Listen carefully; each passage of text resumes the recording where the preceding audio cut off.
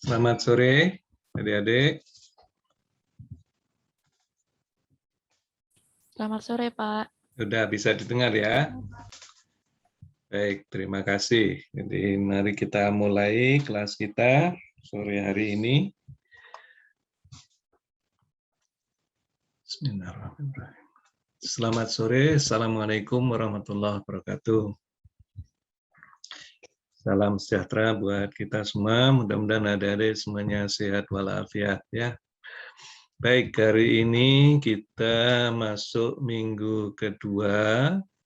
Kita masih akan membahas, meneruskan bahan perkuliahan diskusi kita hari Kamis yang lalu, yaitu tentang sifat material murni atau sifat substansi murni.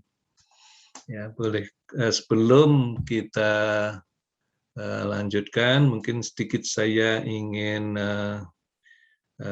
memberikan sesuatu ya pada adik-adik untuk buat kuis. Tidak ada nilainya ini untuk mengingat aja apa yang kemarin minggu yang lalu sudah kita pelajari ya dari sekalian ya. Baik, saya buka.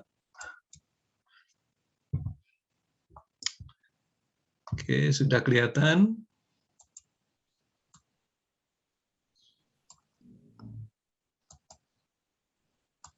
Terlihat, Pak. Sudah ya? Oke, baik. Nah, ini ada 4 atau 5 pertanyaan mudah-mudahan untuk memanaskan perkuliahan kita sore hari ini ya. Kuis yang pertama, ini kuis nomor 1, mana besaran termodinamika berikut yang termasuk properti ekstensif?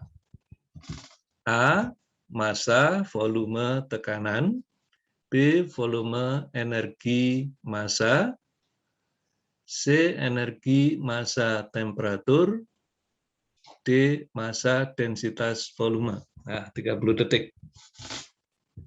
Ada yang mau jawab? Ya, pikirkan dulu.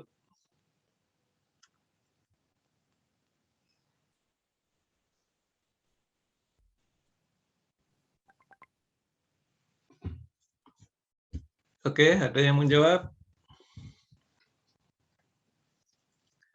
A, B, C, atau D? Izin menjawab, Pak. Ya, oke, silakan, Ihsan. Sepertinya kalau dilihat-lihat yang ini, Pak, yang B. Yang B, ya. Apa itu ekstensif? Ekstensif itu bergantung pada besarnya, Pak. Bukan, ya. Oke, bergantung pada dimensi. Baik, coba kita lihat ya. Jawabannya adalah A, salah ya, karena tekanan adalah intensif ya. Jadi ya, jawaban Anda benar ya. Jadi semua itu tergantung dimensi. Jadi volume itu otomatis dia bergantung dimensi, energi bergantung dimensi ya, karena ada massa di sana. Kemudian massa sendiri adalah bergantung dimensi. Otomatis C dan D juga salah ya, karena temperatur adalah intensif dan densitas juga intensif. Oke, itu yang pertama. Yang kedua, dalam sebuah sistem tertutup, A, volume sistem konstan. B, tidak ada energi yang menerobos bidang batas. C, tidak ada massa yang menerobos bidang batas. D, tidak ada energi atau massa yang menerobos bidang batas. Oke. 30 detik. Jadi mungkin terlalu lama ya. Kita tunggu, oke. 3.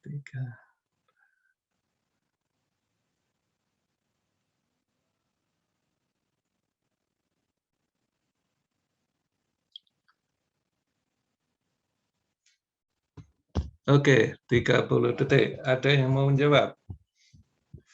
Siapa yang mau bantu menjawab? Yang C ya, Pak. Siapa ini? Lawrence. Ya, oke, Lawrence yang C. Kenapa C? Karena yang ada pertukarannya cuma energi doang kan, Pak? Energi doang. Coba ya. Sistem tertutup A. Ya, salah karena piston termasuk sistem tertutup ya. Jadi yang ini adalah sistem tertutup.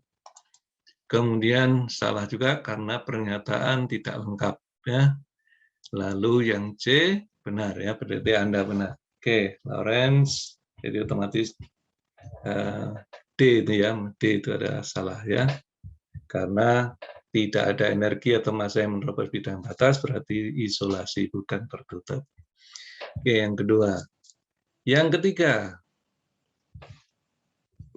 Jadi ini saya catat ya, jadi Lawrence ini poin tambahan buat Anda ya, Lawrence sama Ihsan. Yang ketiga, sebuah sistem dikatakan dalam keadaan keseimbangan apabila A. Temperatur dan tekanan pada setiap titik sama. B. Temperatur dan tekanan pada setiap titik tidak sama. C. Tekanan pada setiap titik sama. D. Temperatur pada setiap titik sama. 30 detik.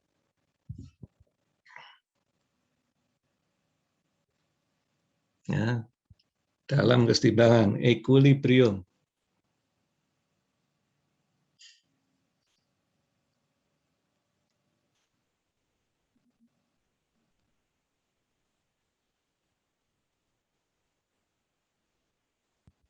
Oke, 20 detik. Ada yang ingin menyampaikan, membantu menjawab ini?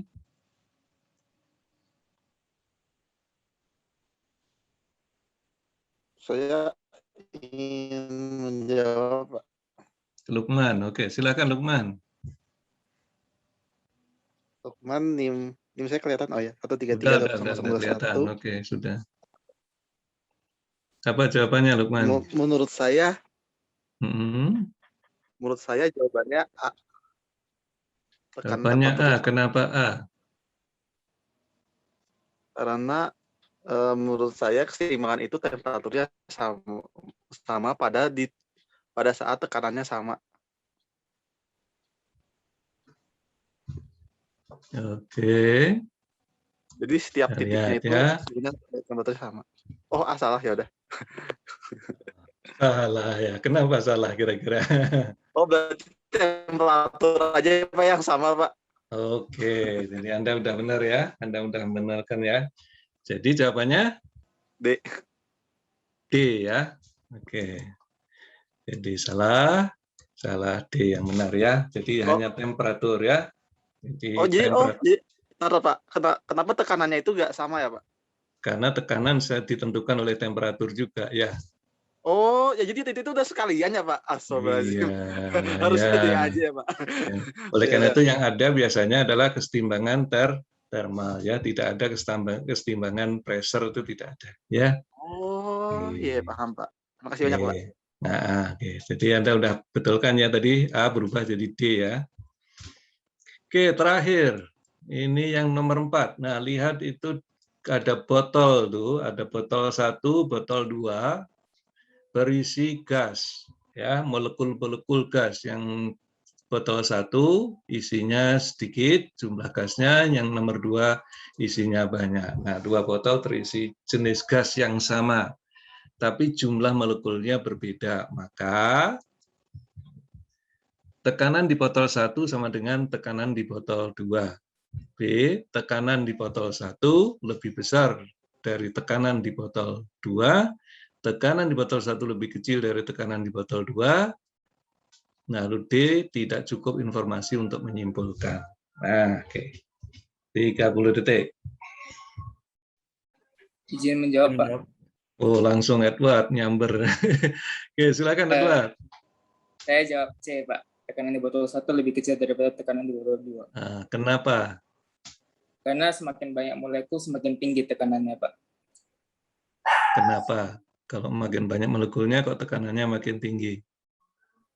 Ada pergerakannya, energi kinetiknya semakin besar. Oke, makin banyak molekulnya, berarti makin sering terjadi tumbukan ya.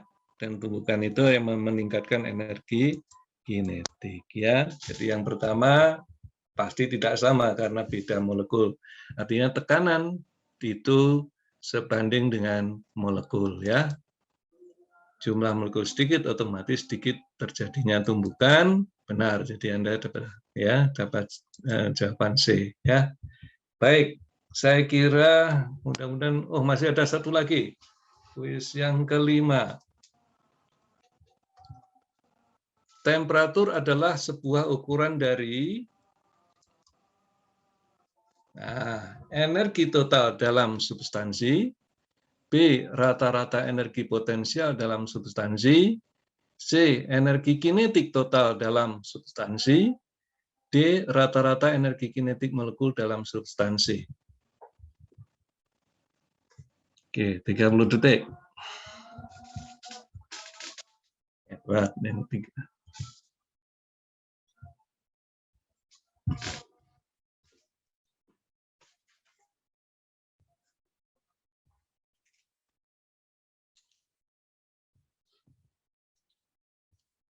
Oke, 15 detik. Ada yang ingin bantu menjawab? Pak, mencoba menjawab, Pak. Oke, silakan. Jawabannya, Si Muhammad Hilmi. jawabannya A, bukan, Pak? Nah, kenapa A? Karena yang saya tahu tuh temperatur tuh, Pak, properti termodinamik yang mengukur isi energi dari suatu massa gitu, Pak. Itu apa ya? Jadi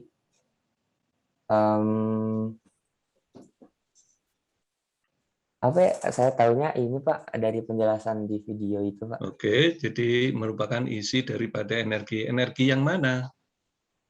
Energi total dari suatu massa, Pak. Iya Energi sih. total. Energi total itu apa? Energi dalam berarti, Pak. Sebentar. Energi total itu energi apa? Walaupun ini akan kita pelajari minggu depan ya.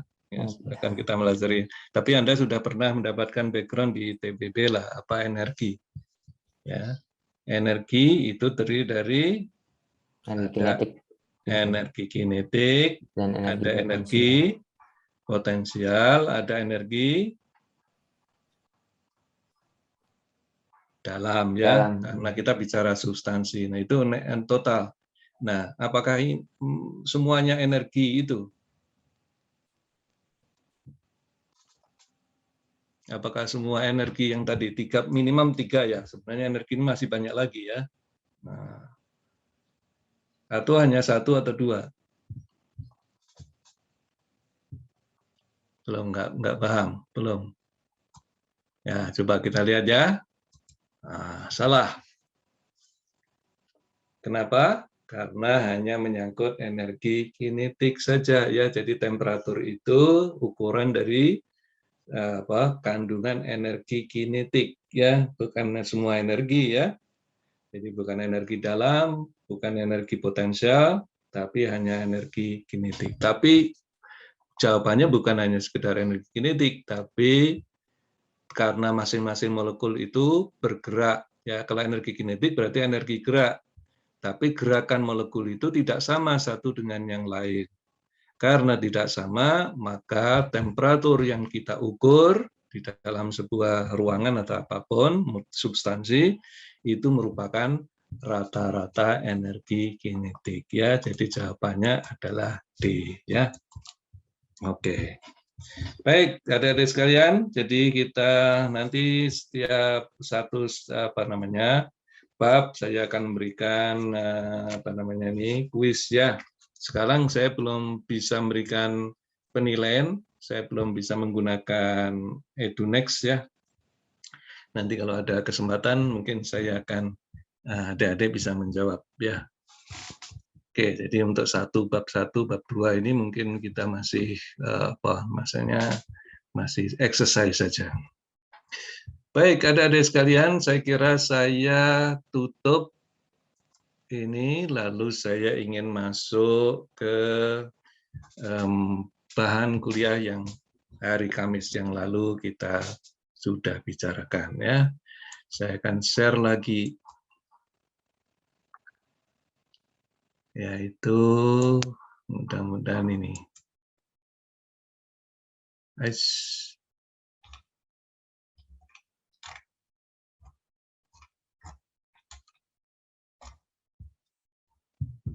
Oke, jadi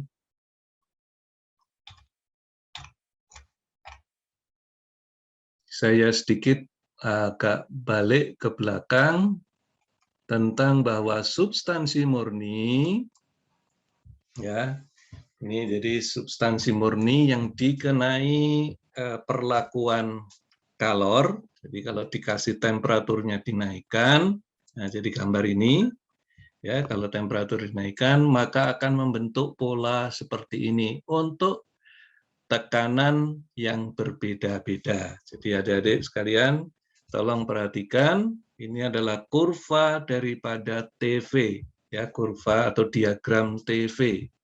Kita nanti akan dikenal ada 2 diagram untuk sementara nih, nanti ada H sama ada PT juga ada dan lain-lain. Tapi ini yang paling penting yang ingin saya perkenalkan buat adik-adik itu adalah ini dulu, ya. Ini kita bicara tentang uap substansi murni, khususnya sebagai contohnya di sini adalah uap air, ya. Jadi air, kemudian campuran uap air dan air, lalu uapnya atau gasnya. Nah, jadi kalau kita beri perlakuan pada tekanan, ya ini diagram PV dan diagram TV. Jadi kalau diagram PV berarti temperaturnya konstan, jadi ada temperatur konstan, maka P-nya diubah, V-nya juga diubah. Ya. Untuk diagram TV, maka pressure-nya yang konstan. Ya. Dan perhatikan itu gambar arah, ya, dari perjalanan equi namanya, ya, equi pressure untuk TV dan equi temperature itu yang sebelah kiri. Ya, kalau equi temperature di diagram PV itu dari atas ke bawah. Kalau equi pressure dari bawah ke atas. Nah, setelah dikasih gambar warnanya kuning itu, yang kita sebut garis saturasi atau garis tunak, maka di situ kita akan membagi menjadi 3 daerah, ya. Ada 3 daerah di situ. Yang pertama adalah daerah di bawah kubah, yang kita sebut dengan daerah campuran. Lalu daerah di sebelah kanan kubah atau daerah superheated, vapor atau gas.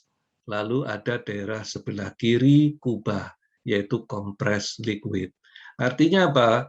Bahwa fasa di situ ada masing-masing daerah itu menunjukkan fasa daripada substansi murni. Yang sebelah kiri compressed liquid itu artinya semuanya adalah liquid, ya. Jadi cairan, semuanya cairan. Kemudian di sebelah kanan itu semuanya uap dan gas. Di dalam dom atau di bawah kubah itu campuran. Nah, di situ ada 2 garis tunak atau garis saturasi. Yang sebelah kiri adalah saturasi untuk liquid, yang sebelah kanan adalah saturasi vapor atau vapor saturated vapor line, ya. Apa bedanya antara saturasi liquid line dengan saturated vapor line? Saturated liquid line itu artinya garis di mana di semua titik pada garis itu adalah keadaan cairannya adalah jenuh. Sedangkan pada saturated vapor line, semua titik pada garis saturasi itu adalah berupa uap jenuh, ya, uap jenuh. Artinya uap jenuh artinya uap yang siap untuk berubah menjadi gas.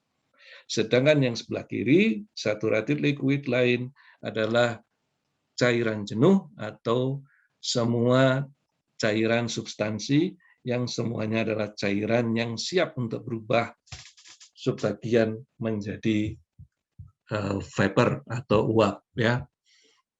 Oleh karena itu yang di tengah itu merupakan campuran. Nah, bagaimana kita menentukan berapa banyak cairannya, berapa banyak uapnya, itu menggunakan apa yang itu disebut dengan lever rule, ya, atau aturan bilah, ya, aturan bilah, lever rule. Nah, jadi di situ ada V, ya, yang di bawah itu. V itu adalah spesifik, ini V kecil ya, bukan V besar.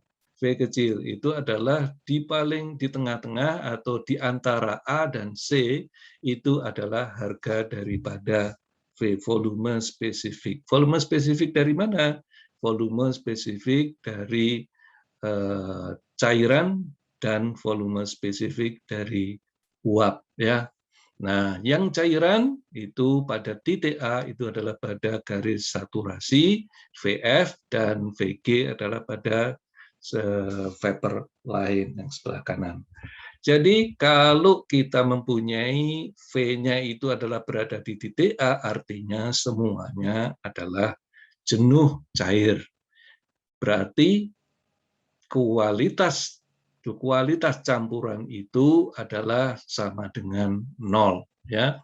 Kenapa sama dengan 0? Kualitas campuran itu disimbolkan dengan X, itu merupakan rasio dari massa gas atau massa uap terhadap total massa gas dan massa cairan, ya. Jadi kalau X sama dengan 0 berarti berada di titik A, itu berarti massa gasnya tidak ada. Jadi semuanya adalah jenuh, ya, jenuh cair, ya. Sebaliknya kalau X-nya sama dengan 1, ya, karena ini adalah rasio ukurannya 0 dan sampai 1, kalau 1 berarti semuanya Mg-nya sama dengan total, ya, sama dengan total M total, ya, atau sama dengan semuanya berupa jenuh, uap jenuh, ya. Nah, fasa campuran ini adik-adik bisa lihat di dalam tabel A4, ya, tabel A4 untuk uap air, ya, saturated water, ya, saturated water, tabelnya ada di A4 dan A5, ya. Jadi ada di A4 dan A5. Nah, bisa dilihat di sini, itu terdiri, ada tulisan di sini temperatur, ada saturated pressure, dan kemudian specific volume. Di sini sebenarnya berderet ke kanan masih banyak, ya. Ada specific volume, ada spesifik energi dalam, ada spesifik entalpi, ada spesifik entropi. Tapi untuk bab ini kita khusus membicarakan volume spesifik saja. Nah, tabel ini sebenarnya lebih tepat ini berada di tabel A4, ya. Kenapa tabel A4 itu apabila yang diketahui adalah temperaturnya, ya, dan diketahui temperaturnya. Jadi kalau dilihat grafik yang di sini mestinya bukan PV tapi TV, ya. Jadi PV dan TV gambarnya sama sebenarnya, hanya beda labelnya, ya. Nah, untuk tabel A4, ya, A4 itu adalah TV, ya. Sedangkan tabel A5 itu adalah untuk PV. Jadi P-nya yang diketahui, ya. Seperti yang terlihat di sini, ya. Jadi tabel A4 itu T di paling depan, paling kiri, sedangkan tabel A5 itu adalah paling kiri tekanannya. Jadi ini adik-adik perlu punya ini, mudah-mudahan sudah pada mendownload, ya. Nah, ada hubungan dari lever rule tadi yang di sini, lever rule ini ada hubungan. Besarnya V yang ingin kita ketahui besarnya, itu merupakan hubungan dari VF, jadi lever rule-nya adalah VF plus X, yaitu kualitas dari substansi murni, dikalikan VFG, di mana VFG itu adalah, tadi di data ini VFG-nya nggak ada di situ. Yang ada adalah VF dan VG. Nah, kalau begitu apa itu VFG? VFG adalah, ya, jadi VFG itu adalah sama dengan VG minus VF, ya, kalau dicatat. Jadi di tabel A4 atau A5 itu untuk V volume spesifik itu tidak ada VFG, tapi untuk energi dalamnya itu ada UF, ada UFG, ada UG, ya. Demikian juga untuk entalpi dan entropi, ya. Tapi adik-adik udah tahu bahwa VFG itu adalah sama dengan VG min VF. Sehingga hubungan antara di dalam fase campuran itu berlaku untuk volume spesifik, untuk internal energi, untuk entalpi dan entropi, ya. Nah, ada di sini. Nah, ini tadi HFG berarti HG min HF, ya. Nah, dengan demikian, kalau adik-adik diketahui kualitasnya dan diketahui temperaturnya, maka kita bisa menghitung volume spesifiknya. Karena apa? Karena VF dan VG bisa dilihat dari tabel, ya. Dengan mengetahui X-nya, kita bisa menghitung volume spesifiknya berapa. Ya. Oke, itu yang pertama. Lalu yang kedua, untuk daerah sebelah kanan sebelah kanan dari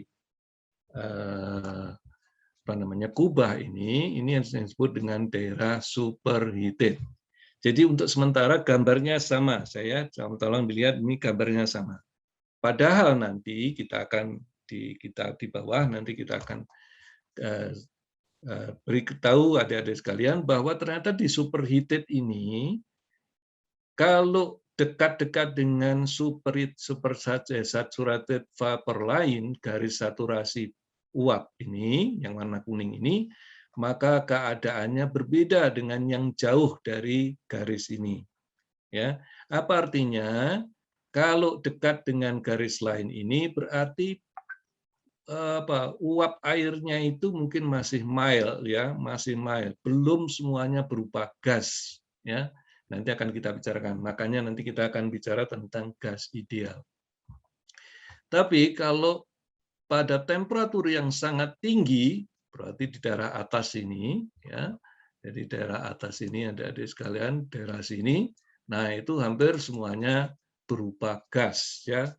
Karena kalau temperaturnya tinggi, makin tinggi temperatur berarti uap airnya itu ketambahan energi kinetik yang sangat tinggi sehingga pergerakan atom-atom atau molekul-molekul dari substansi murni itu makin tinggi dan jarak antar molekul makin besar. Kalau jaraknya makin besar berarti itu sifat daripada gas, ya. Oke, ini ada bisa lihat di tabel A6, ya, di tabel A6. Nah, di sana itu dikasih tahu pada temperatur tertentu dan tekanan tertentu itu kita bisa menentukan berapa besarnya volume spesifik, internal energi spesifik, entalpi dan entropi spesifik. Ya. Nah, di sana juga dikasih tahu bahwa itu ada tulisan warna pink, ya. Berarti padat ini berlaku untuk satu tekanan, ya, satu tekanan 0,01 megapascal. Nah, di dalam kurung itu ada 45,81 itu saturated temperature, ya. Jadi temperatur saturasi atau temperatur tunak pada tekanan 10 kilopascal atau 0,01 megapascal, ya. Jadi ini adalah temperatur. Nah, ada bisa lihat di sini. Jadi tekanan saturasi ini temperatur saturasi. Jadi pertama kali di paling atas itu ada tulisannya SAT. Berarti ini adalah pada temperatur 45,81 itu volume spesifiknya adalah 14,67, ya. Jadi 14,67 itu adalah pada temperatur saturasi yaitu 45,81. Jadi SAT itu menggambarkan yang ada di dalam kurung ini, adik-adik sekalian. Jadi jangan bingung, ya. Sedangkan kalau temperaturnya dinaikkan menjadi lebih besar dari temperatur saturasi, katakanlah 50 atau 100, maka volume spesifik, internal energi spesifik itu akan berubah, ya, sesuai yang ada yang di dalam tabel ini. Nah, Bagaimana dengan keadaan yang sebelah kiri, yaitu yang kita sebut dengan compressed liquid, juga sama di sini diketahui adalah sama seperti super saturated, superheated. Di situ ada di dalam tabel itu adalah, jadi semua yang ada di sebelah kiri saturated liquid itu adalah cairan, ya, compressed liquid atau liquid saja.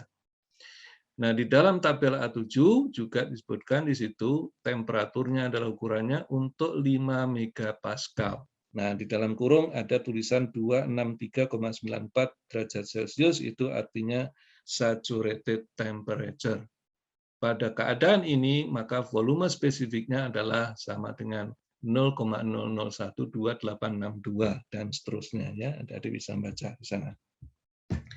Nah, di dalam tabel itu hanya diberikan paling kecil adalah 5 megapascal, ya. Bagaimana Pak kalau kemudian yang diketahui misalnya 3 megapascal? Nah, kalau 3 megapascal maka itu adalah batas, ya. Batas. Jadi untuk P kurang dari megapascal atau 3 tadi 3 megapascal, maka dekati dengan data cairan jenuh untuk temperatur yang sama. Apa maksudnya?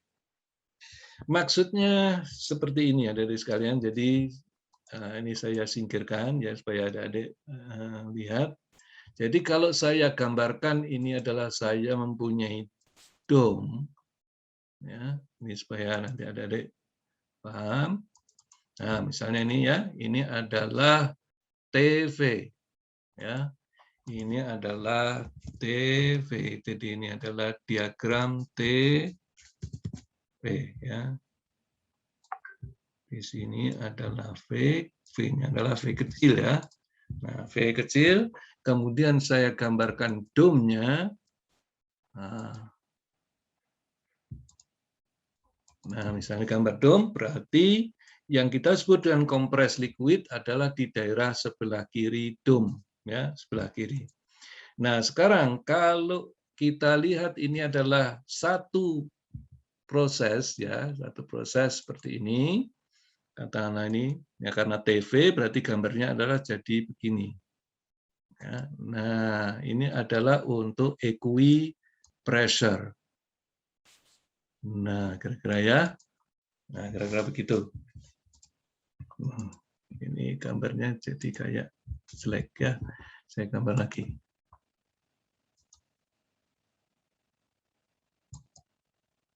Guys, nggak bisa ya. Maaf.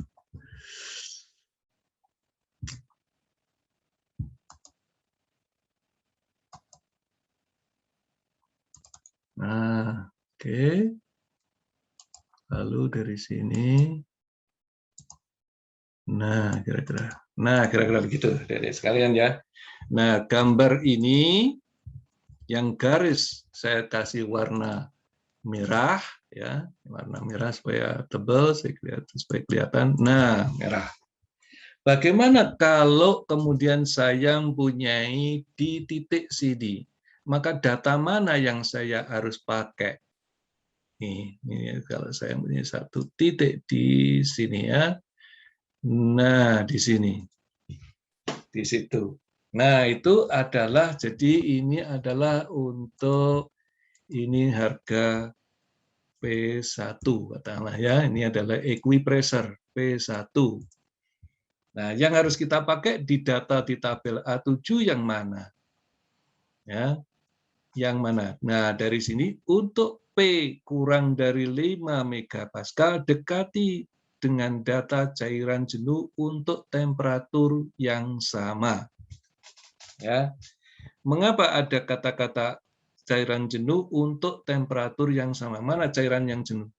Cairan yang jenuh adalah yang sebelah kiri ini ya, gambar nih dari bawah sampai nah nih. Tolong dilihat ya. Ini adalah daerah cairan jenuh.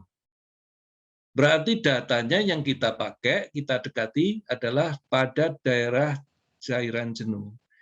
Tapi mungkin adik-adik bisa lihat nih, Pak, kan daerah jenuhnya itu ada 2 titik, Pak. Nah, mana 2 titik itu? Yang pertama, coba kita lihat ya. yaitu yang mengikuti P, tekanan, ya. Nah, saya kasih warna merah. Nah, ini titiknya saya kasih warna merah. Ini yang pertama, yaitu yang satu adalah berdasarkan mengikuti equipressure-nya, yaitu juga di daerah jenuh, ya. Ini yang warna merah, ya. Nah, ini kecil nih, saya buatin besar. Nah, saya buatin besar. Nah, itu, ya, itu adalah di daerah pada cairan jenuh. Apakah ini atau pada temperatur tertentu. Jadi ini kalau saya kasih gambar, ini adalah pada temperatur tertentu. Nah, bentar. Nah, pada temperatur titik ini atau yang ini. Nah, ya, Adik-adik bisa lihat. Nah, yang merah atau yang kuning. Nah, itu. Jadi untuk P kurang dari 5 megapascal dekati dengan data cairan jenuh. Ini cairan jenuh itu adalah sepanjang garis yang melewati kuning dan merah. Ya, itu cairan jenuh sampai titik kritis yang di atas ini, titik kritis, ya. Nah, yang dipakai yang mana? Yang merah atau yang kuning? Ada yang ingin menyampaikan pendapat? Yang merah atau yang kuning? Yang kuning, Pak. Kuning, Pak. Yang kuning, ya, karena untuk temperatur yang sama. Pertanyaan saya sebenarnya, mudah-mudahan adik-adik udah baca textbooknya, ya, atau mungkin di textbook nggak ada. Kenapa kok yang dijadikan rujukan kok temperatur yang sama, bukan pressure yang sama? Kalau pressure yang sama berarti pada garis yang merah, ya, garis yang merah. Tapi yang dipakai adalah pada temperatur yang sama. Jadi biru itu bisa diwakili oleh kuning, bukan diwakili oleh yang merah. Kenapa kok diwakili yang kuning? Karena pada temperatur yang sama. Ini postulatnya, ya. Pertanyaan saya, kenapa kok nggak dipakai yang pressure yang sama? Kira-kira apa, adik-adik sekalian? Ada yang bisa ingin menjelaskan? Mas Edward, mau urun rembuk? Ada yang lain? Nggak apa-apa, salah juga nggak apa-apa. Ya, ini untuk pembelajaran kita. Nah, tolong adik-adik perhatikan, ya, sebelah kiri ini, sekali lagi, sebelah kiri ini adalah cairan, ya. Jadi warna biru, titik warna biru itu adalah pada cairan. Cuma ketika kita ingin mengetahui berapa besarnya V, nah ini kalau saya garis ke bawah, yaitu kita ingin, akhirnya kan nantinya kan kita ingin mengetahui V spesifiknya itu berapa. Nah, V spesifiknya kan berarti di sini, ya. Ini V spesifik ini. Nah, jadi ini adalah V spesifik yang kita ingin tahu, tapi di data nggak ada. Yang ada adalah V-nya itu adalah V pada saturasi. Nah, gitu, ya. V pada saturasi, yaitu berarti padahal pada V saturasi itu ada dua titik, yaitu titik merah dan titik kuning. Nah, ini yang kuning adalah berarti V-nya di sini. Kemudian yang V yang merah berarti titiknya di sini. Nah, kelihatan sekarang apa alasannya kenapa kok temperatur bukan pressure yang digunakan. Jadi dari diagram adik-adik bisa lihat itu. Ya, kalau titik kuning itu harganya V-nya berarti VF-nya, ya, karena V fluid kan, ya. Jadi di sini adalah V fluidnya, VF. Nah, ini V-nya V kecil, ya. Nah, ini VF yang kuning, kemudian yang satu lagi adalah VF untuk yang merah. Nah, kalau kita bandingkan itu, padahal yang kita ingin tahu kan V, ya, V di sini, V fluid, ini juga VF juga sebenarnya, ya. VF-nya berapa? VF yang titik biru ini. Nah, kenapa kita pilih yang kuning? Karena yang kuning lebih dekat ya, kalau dilihat dari diagramnya, harganya lebih dekat dengan yang kita cari ya. Jadi VF kuning itu harganya tidak terlalu jauh dari V yang kita ingin cari dibanding yang merah ya. Tapi ini dari gambar diagram, bukan alasan substansi. Alasan substansi yang kita inginkan sebelah kiri ini kan tadi cairan. Jadi cairan itu kalau dikenai tekanan dan dikenai temperatur, maka dia akan lebih sensitif kalau dikenai temperatur. Jadi kalau adik-adik cairan itu kemudian adik-adik tekan, ya dengan kasih tekanan yang berbeda, itu efeknya tidak terlalu beda, ya. Antara tekanan yang satu dengan tekanan yang kedua, tekanan ketiga itu perubahannya sangat kecil sekali.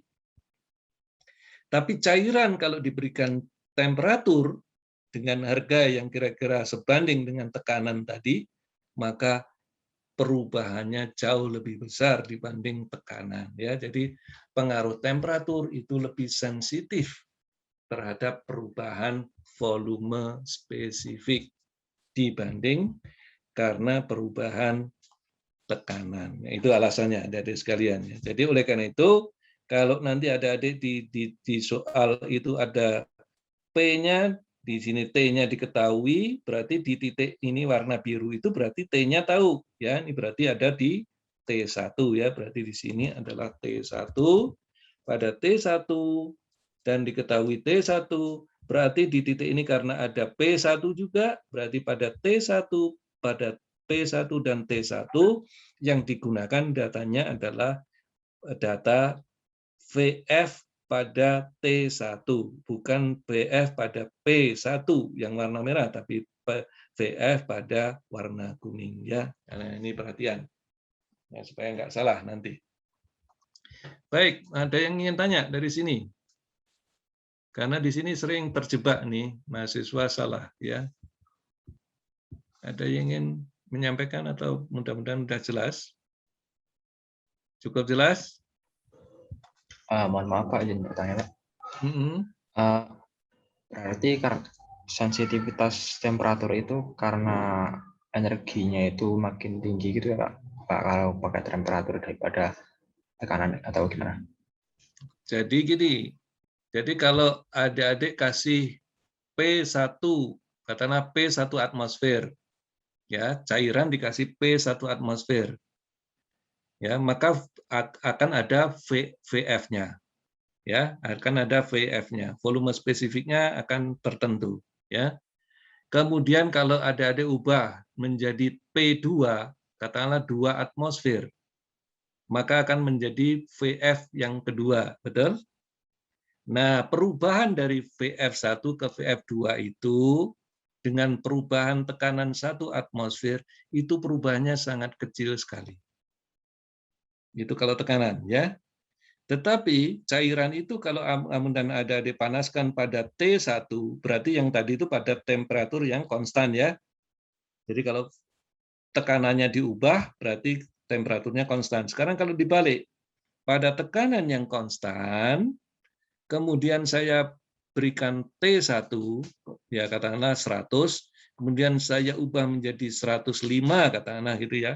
Kecil kan itu bedanya, bukan 200 ya, 105, maka VF-nya itu perubahannya lebih besar. Bisa paham? Jadi lebih sensitif di situ. Artinya dia lebih sensitif terhadap temperatur dibanding terhadap tekanan, ya. Begitu. Oke? Baik Pak, terima kasih. Ya, baik.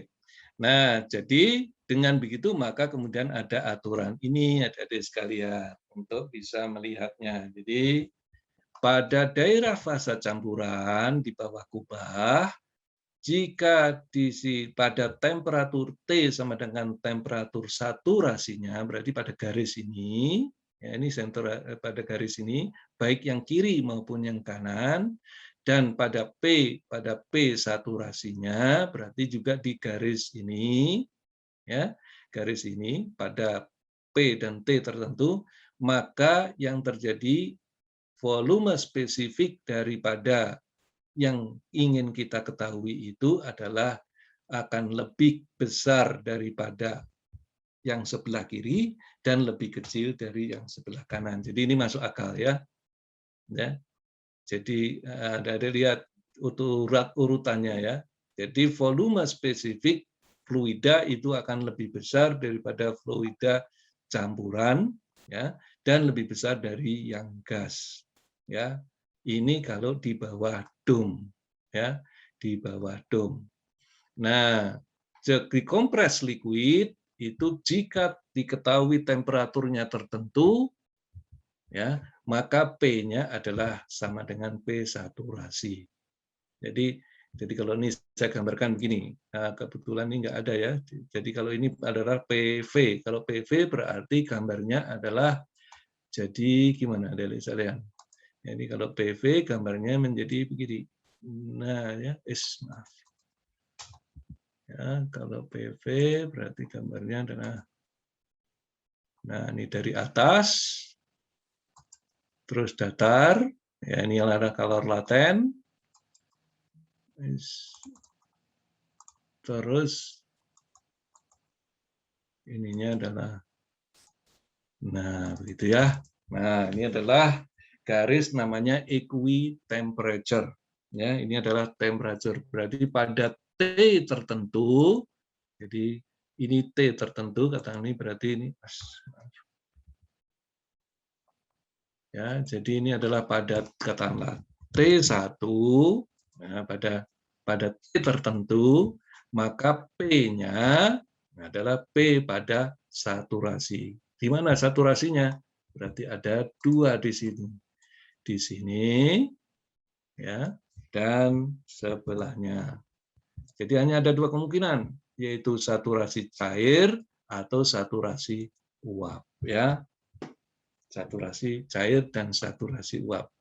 Lalu nah demikian juga sebaliknya pada diagram TV, nanti pada P tertentu maka T-nya adalah lebih kecil dari, nah apa artinya nih, P-nya lebih besar dari P saturasi. Jadi P saturasinya di sini berarti P yang kita ingin ketahui itu selalu lebih besar ya, lebih besar. Jadi katakanlah ya di sembarang titik di sini ya, tapi lebih besar dari, selalu akan lebih besar di yang sebelah kompres liquid. Jadi yang kompres liquidnya ya, kompres liquidnya. Sedangkan di superheated itu adalah lebih kecil ya pada temperatur pada T tertentu, maka P-nya adalah lebih kecil dari P saturasi. Ya, ini untuk superheated. Nah ini yang khusus tadi yang baru kita bicarakan untuk pressure yang rendah ya, untuk pressure yang rendah maka yang digunakan adalah garis saturasinya ya, garis saturasinya. Oke, nanti sambil kita praktek ya, kita lihat di persoalannya yang sebenarnya, nanti akan kita lebih paham ya dari rule ini. Baik, nah ini adalah saya kira kemarin sudah kita exercise ya di sini. Ini sudah ada jawabannya. Kalau adik-adik tayangkan seperti ini belum ada. Nah, adik bisa mengisi, tinggal klik saja nanti akan keluar jawabannya ya, sudah diberikan jawabannya. Oke, dan kemarin terakhir saya minta adik-adik untuk mempelajari ini ya. Saya kira ini contoh yang sangat sederhana. Yang kemarin kalau kita mempunyai campuran, gambar sebelah kiri pasti campuran. Kalau campuran berarti X pasti tidak sama dengan 0 atau sama dengan 1. Pasti antara 0 dengan 1. Dan ini adalah sistemnya, sistem tertutup, volumenya konstan, substansinya adalah udara, ya uap air, dan asumsinya selalu buat asumsi itu energi, perubahan energi kinetik dan perubahan energi potensialnya sama dengan 0, W-nya sama dengan 0. Kenapa W sama dengan 0? Karena dia bukan moving boundary ya. Jadi boundary-nya adalah tidak bergerak di sini. Jadi ini adalah rigid. Nah, kemudian delta EK, EK dan delta EP sama dengan 0 karena sistem saya stasioner, rigid tadi ya, tidak bergerak ya, tidak bergerak, tidak berubah posisi ya. Nah, jadi dari sini langsung adik-adik bisa menghitung volume spesifiknya berapa ya. Dan karena tidak ada perubahan, maka volumenya tetap, berarti volume spesifiknya pun juga tetap ya. Oke, jadi ini adalah contoh untuk menentukan.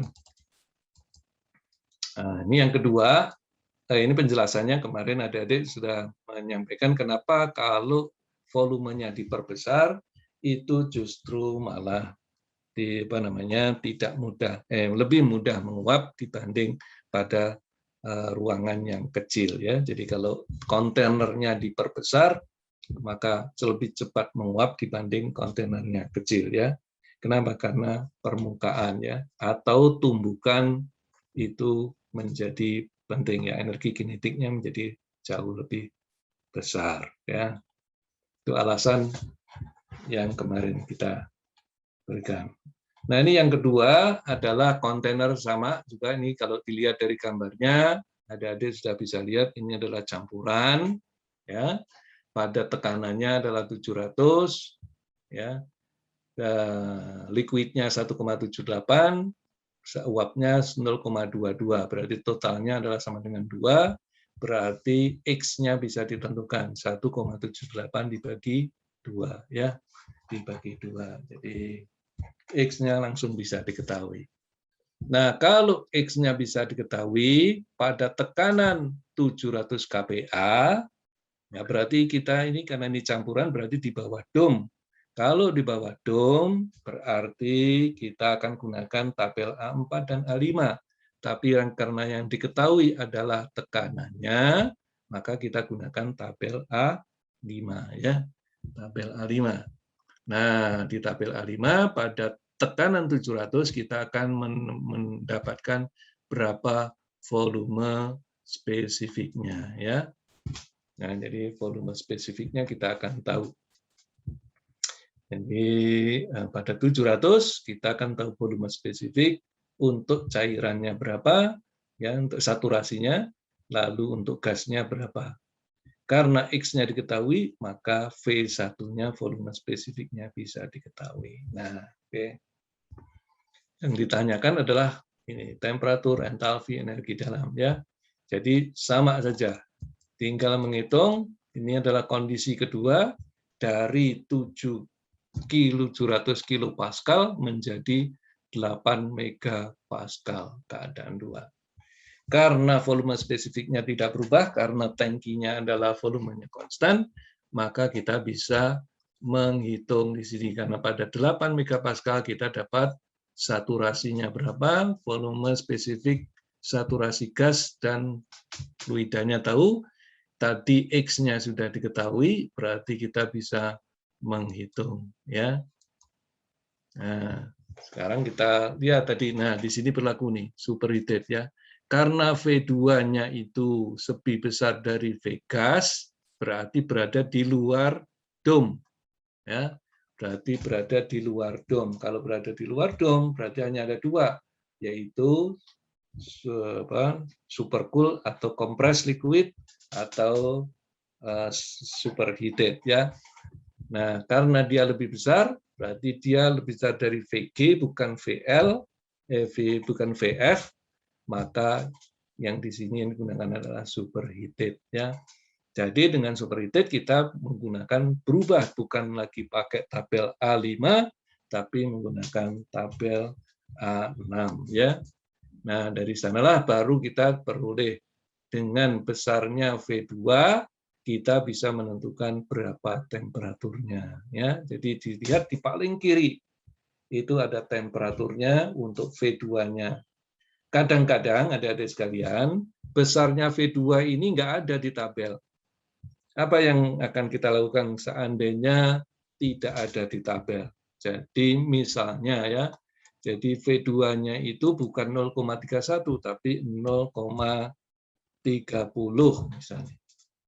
Nah, padahal untuk T2 itu 361 itu adalah 0,031 V2, bukan 0,30. berarti kita mempunyai di antara dua angka, ya, di antara dua angka. Jadi 0,30 itu adalah berasal di antara dua angka, ya, dua angka. Misalnya di sini adalah 0,29 katakanlah, ya, 0,31, kemudian yang di bawahnya adalah misalnya 0,28 misalnya.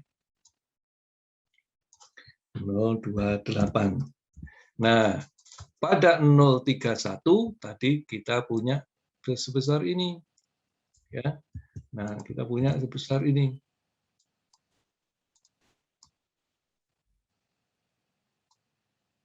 Nah, jadi pada 0,31 itu maaf, ini 0, ya. 0, 0,31, 0, 0,30, 0,38.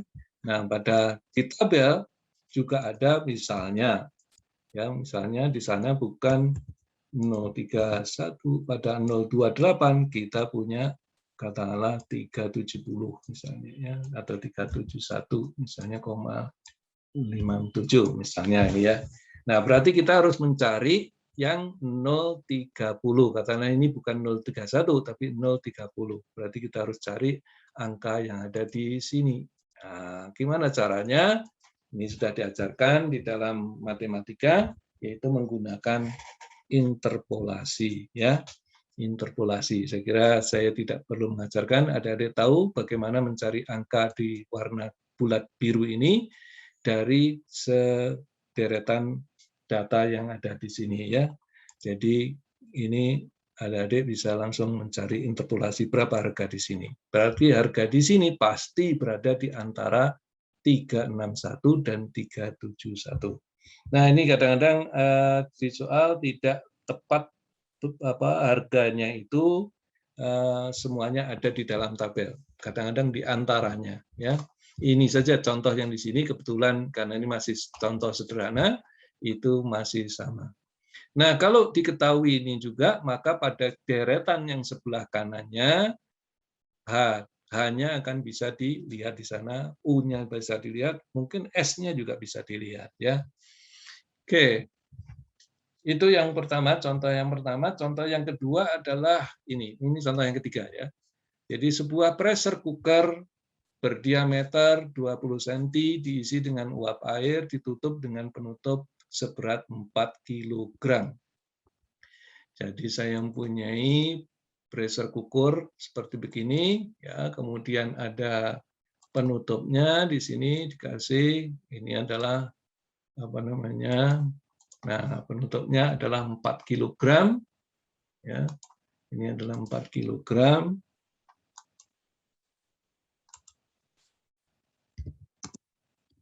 Jadi ini 4 kg. Ya, ini diameternya, ya, diameternya. Nah, ini diameter. Ini diameternya adalah sama dengan 20 cm, ya. Nah, ditutup dengan penutup berat demikian. Jika atmosfernya 101 kilopascal, nah, tentukan berapa temperatur airnya, ya, di dalam ini rice cooker nih. Nah, ini adalah hanya perbandingan gaya saja dari sekalian, yaitu gaya atmosfer melawan gaya yang ada di dalam pressure cooker, ya. Jadi tekanannya itu adalah merupakan tekanan gabungan antara atmosfer dengan tekanan yang dikasih pemberat, ya. Pemberatnya ini adalah seperti gaya, ini adalah gaya berat, ya. Ini adalah gaya berat, ini masanya 4 kg. Nah, kalau gaya berarti massa kali percepatan. Di sini karena pemberat berarti gaya pemberatnya adalah percepatannya adalah percepatan gravitasi. Nah, jadi tinggal menghitung aja ada sekalian di sini, ya. Jadi atmosfer dan pemberat, ya. Jadi tekanannya adalah dibagi luas permukaan. Ya, jadi tinggal menambahkan saja, kita dapatkan tekanannya itu adalah 102 kilopascal. Nah, sekarang kalau kita sudah bisa dapatkan harga ini, maka kita bisa, karena yang diketahui adalah tekanan, maka kita pakai tabel A5, ya. tabel A5, dilihat di tabel A5 untuk tekanan 102,25 kilopascal, maka di sebelah kirinya, ya, di sebelah kanannya, jadi berarti tabel A5 itu pressure paling kiri, maka sebelahnya kita akan dapatkan saturasi, temperatur saturasinya adalah sama dengan 100,2 derajat Celcius. Itu adalah temperatur di mana air mulai mendidih, ya, mulai mendidih. Oke, ini contoh yang berikutnya. Nah, oke, ada pertanyaan sampai di sini? Mudah-mudahan nanti kita exercise ya hari Kamis mungkin mudah-mudahan atau minggu depannya kita akan banyak exercise tentang ini. Ya, nah kita tambahin masalah baru lagi yaitu menggunakan gas ideal. Nah, adik-adik sekalian, kalau kita bicara gas ideal, apa itu gas ideal?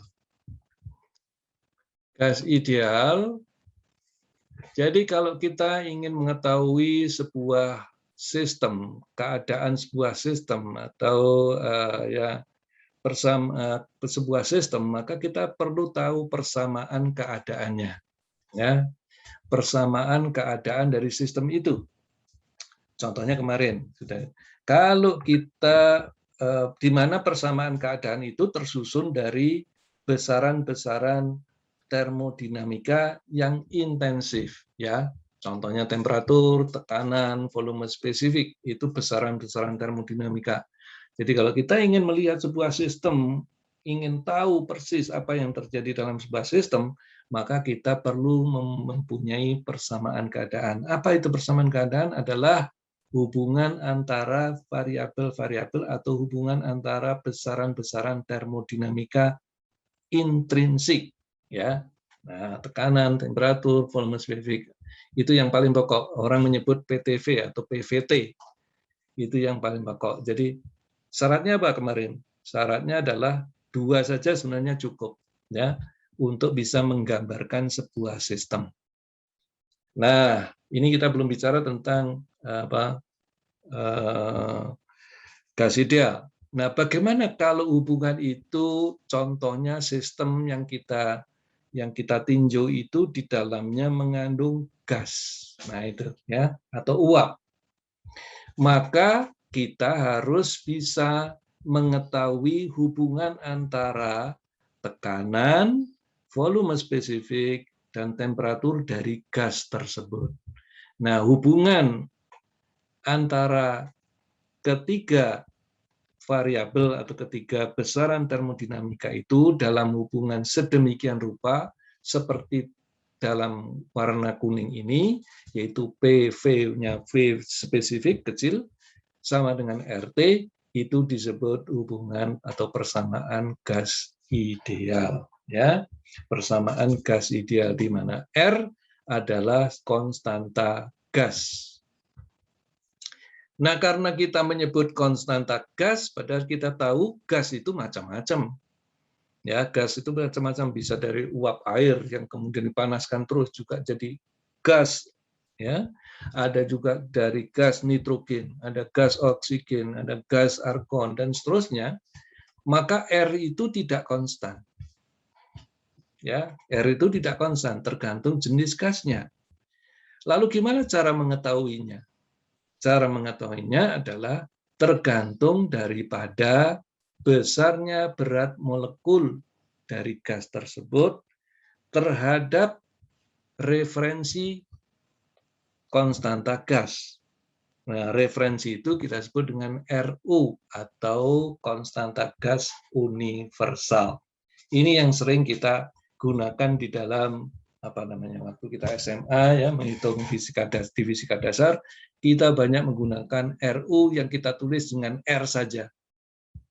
Karena yang ditanyakan umumnya ya gas saja, tidak pernah merujuk misalnya gas nitrogen atau gas oksigen.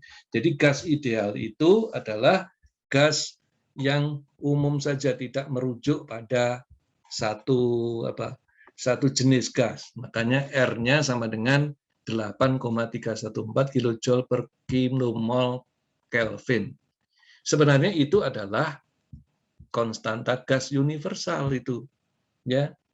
Konstanta gas universal, dia berlaku untuk siapa saja, ya, jenis gas manapun. Nah, jadi untuk gas tertentu itu masih harus dilihat berapa berat molekul gas tersebut.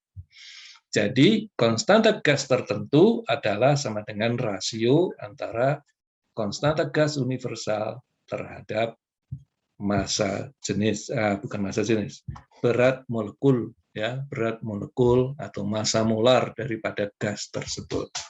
Nah, adik-adik sekalian, tolong perhatikan besaran ini nggak usah dihafalkan, tetapi bisa menjadi catatan saja bahwa tolong diingat dua pertama ini yang banyak kita pakai, ya, karena ini merupakan satuan internasional, ya.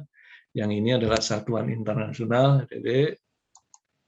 Ya, nah, jadi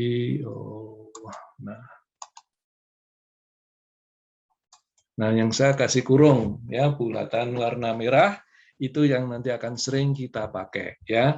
Kadang kita menggunakan yang pertama pakai kilojoule, di mana kilojoule itu sama dengan kilopascal atau joule sama dengan pascal meter kubik, ya. Besarnya angkanya sama di 8,314. Ini adalah universalnya.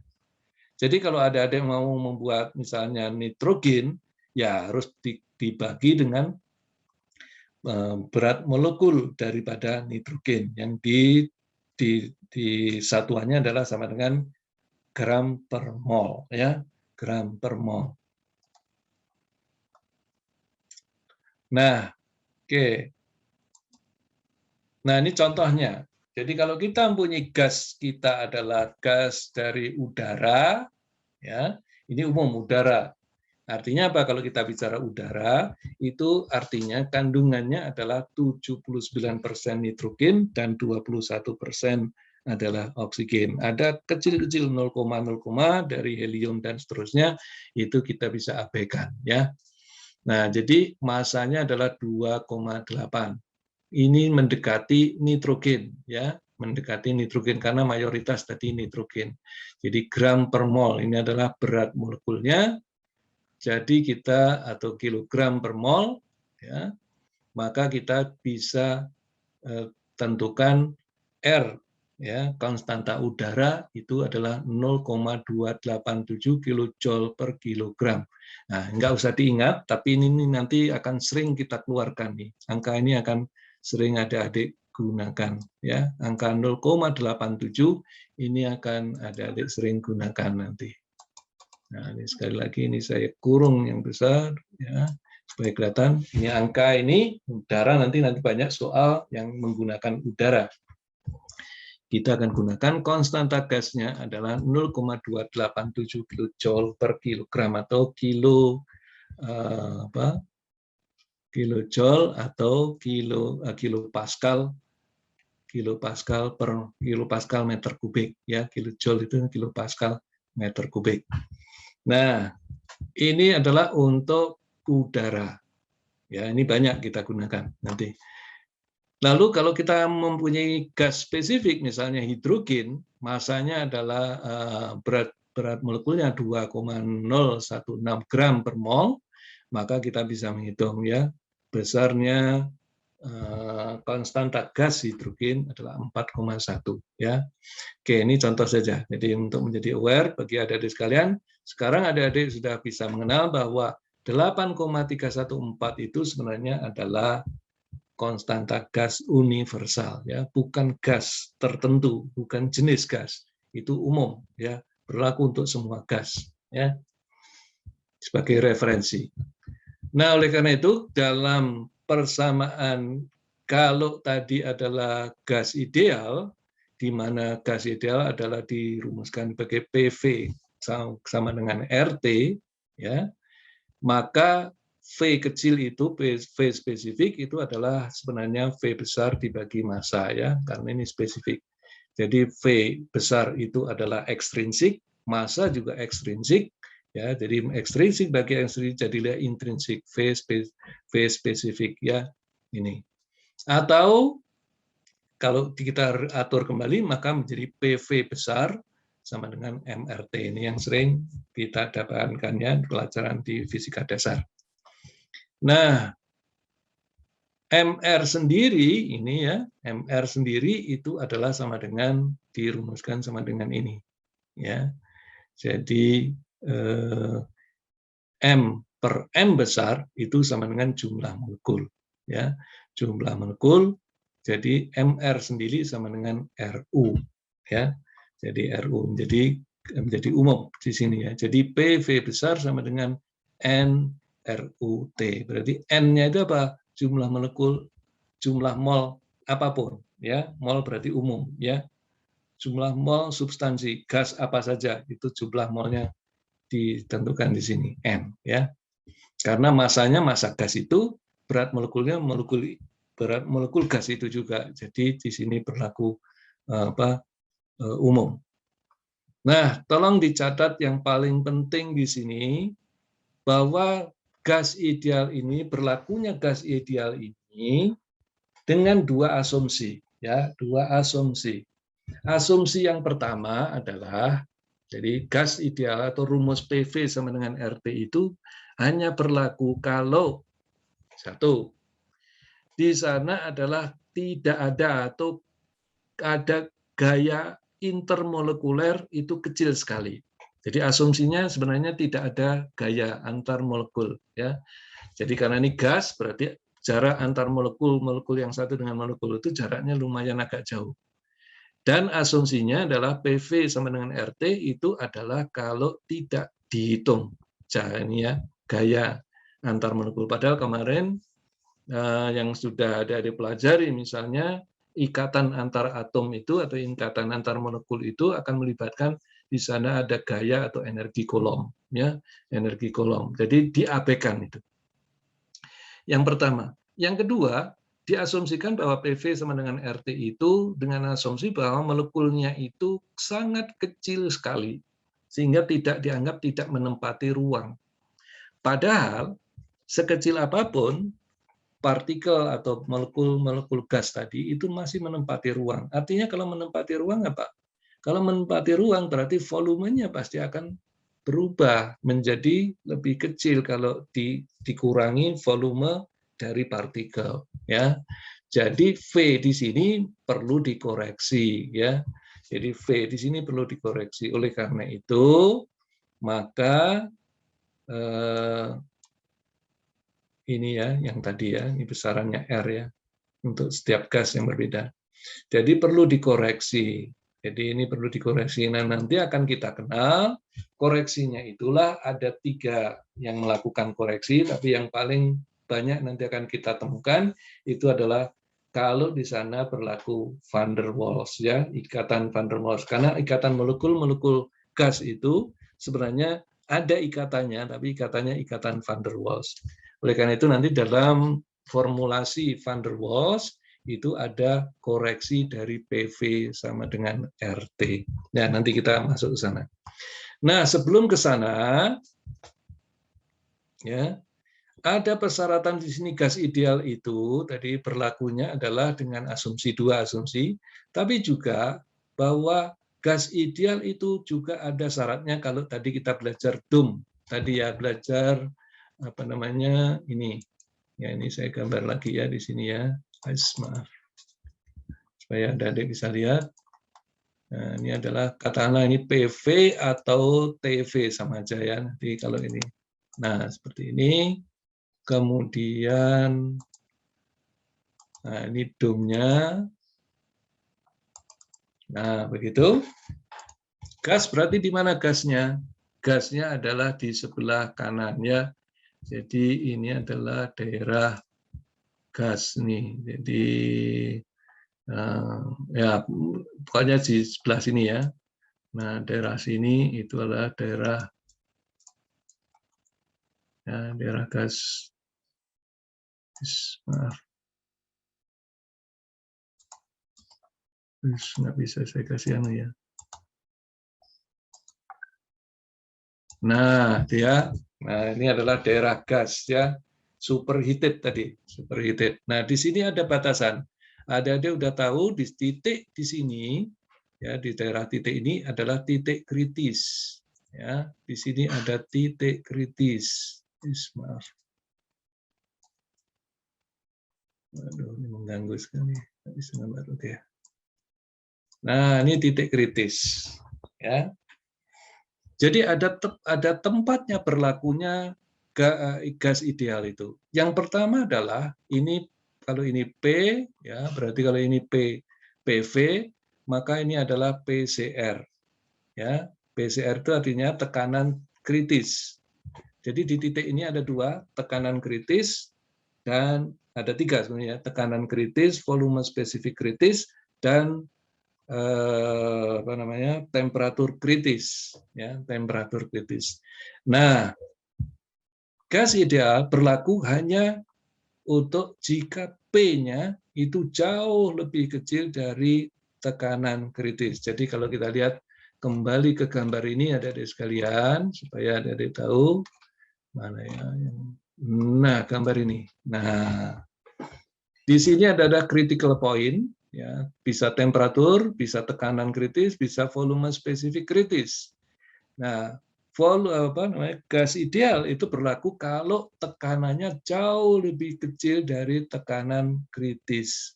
Berapa kecil dia? Ada yang menyampaikan bahwa adalah sekitar 1/10-nya, ya, 1/10-nya tekanan kritis. Jadi kalau di sini adalah titik kritisnya adalah sama dengan 20, ini bukan 20 ya, 22 megapascal, berarti 1/10-nya kira-kira daerah kira-kira 2 megapascal ya. Oh, saya kira enggak, bukan di situ, berarti jauh lebih kecil lagi. Jadi daerah sini. Nah, jadi ini adalah dome. Jadi sekali lagi ada ya. Ini dome-nya. Nah, ini dome saya gambar warna biru saja. Saya perbesar. Nah, ini dome-nya. Ya, ini adalah kubahnya. Berarti gasnya adalah di daerah sebelah sini, dari sekaliannya, sebelah kanan sini. Jadi harus jauh, bukan di sini, bukan di daerah sini. Ini berarti kan hanya nggak jauh dari titik kritis, tekanan kritisnya. Berarti harus jauh dari tekanan kritis. Berarti harus di bawah. Ya, jadi tekanannya harus tekanan yang di bawah sini. Tekanannya berarti tekanan yang rendah. Ini yang pertama. Ya, jadi gas ideal hanya berlaku untuk tekanan yang rendah. Ya, berapa tekanan rendahnya? Di sini dikasih gambaran di sini. Nah, tekanan rendahnya adalah jika P-nya lebih kecil dari 10 kali PCR-nya. Jadi PCR-nya dikalikan 10 kali, P ini masih jauh lebih kecil. Ya, itu berlakunya. Tapi tidak hanya P juga, tapi juga T. Jadi T-nya harus lebih besar. Jadi PV sama dengan RT itu berlaku untuk temperatur yang sangat tinggi dan tekanan yang sangat rendah. Ya, jadi itu penting. Terhadap tekanan rendah terhadap apa? Terhadap titik kritis. Apakah tekanannya maupun temperaturnya. Nah, berapa besaran dari titik kritis itu bisa dilihat di tabel A1 Bapak sekalian. Ya, A1. Itu adalah gas ideal, berlakunya gas ideal. Tadi berlakunya gas ideal itu ada asumsi ya. Ada asumsi, dua asumsi, dan berlaku gas ideal itu di dalam diagram TV maupun PV itu adalah jika temperaturnya sangat tinggi atau tekanannya sangat rendah. Ya, itu. Tolong diperhatikan. Nanti ada contoh soal ya tentang itu. Nah, berikutnya berarti kalau kita lihat adik-adik sekalian, nah ini kapan terjadi tadi? Pada tekanan yang sangat rendah dan temperatur sangat tinggi, itu kira-kira di daerah mana? Di daerah yang kuning ini, adik-adik sekalian.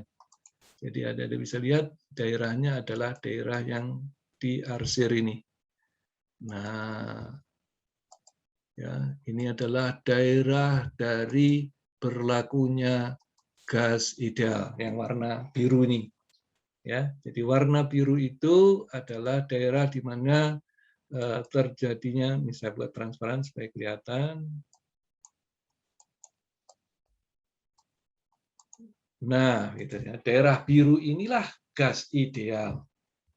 Ya. Jadi kalau di daerah sebelah sini ini sebenarnya nggak terlalu berlaku gas ideal. Nah, kalau bukan gas ideal, kalau begitu apa? Ya bukan gas ideal, tapi disebut gas aktual atau gas nyata. Jadi yang warna putih ini kita sebut gas nyata. Ya. Titik kritis ini adik-adik saya kira sudah paham ya. Apa titik kritis? Titik kritis ini adalah titik di mana antara yang tadi kompres liquid yang sebelah kiri dengan superheated tidak bisa dibedakan. Itu adalah titik kritis ya. Di titik kritis ini tidak bisa kita membedakan berapa besarnya superheated, berapa yang kompres liquidnya, berapa, nggak bisa ya. Hanya di bawah dom ini sajalah campuran itu bisa ditentukan, atau di atas dom yang sebelah kanan dan sebelah kiri. Nah, jadi dalam bentuk gas, substansi murni dalam bentuk gas, itu ternyata ada dua daerah. Kalau cairan cukup satu saja, kompres liquid saja. Tapi untuk gas ternyata ada gas ideal dan ada gas non-ideal. Nah, kalau gitu gas non-ideal itu dicirikan dari mana? Nah, kalau gas ideal itu adalah disebut hubungannya adalah sama dengan ini, adik-adik sekalian. Ya, ini adalah gas ideal itu adalah sama dengan ini, atau ya, atau PV dibagi RT sama dengan 1. Nah, itu adalah gas ideal. Nah, harga perbandingan PV dan RT, PV-nya V kecil ya, dibagi RT sama dengan 1, itu disebut gas ideal. Besaran ini kita sebut sama dengan Z ya, atau disebut faktor kompresibilitas. Jadi faktor kompresibilitas itu bisa kurang dari 1, bisa sama dengan 1, bisa lebih dari 1. Kalau dia sama dengan 1, maka dia seperti gas ideal. Jadi hukum PV sama dengan RT bisa diberlakukan. Ya, bisa diberlakukan. Tapi kalau Z-nya tidak sama dengan 1, berarti dia non-ideal. Nah, kalau non-ideal, kita harus mencari variabel apa yang bisa untuk menggambarkan kenon-idealan daripada gas itu. Nah, untuk menggambarkan itu, maka orang menggunakan apa yang disebut dengan reduce pressure, reduce temperature. Ya, apa itu reduce pressure, reduce temperature? Ya, apa itu reduce pressure, reduce temperature? Nah, jadi seperti yang ada di dalam gambar ini, ya, TR, ya, reduce pressure itu PR, dan TR itu adalah merupakan rasio daripada ideal terhadap yang non idealnya, ya. Dari ideal dengan yang non-idealnya, itu disebut dengan reduce pressure. Nah, dengan kita mengetahui reduce pressure dan temperature, reduce temperature, berarti ini berlaku untuk semua gas, ya.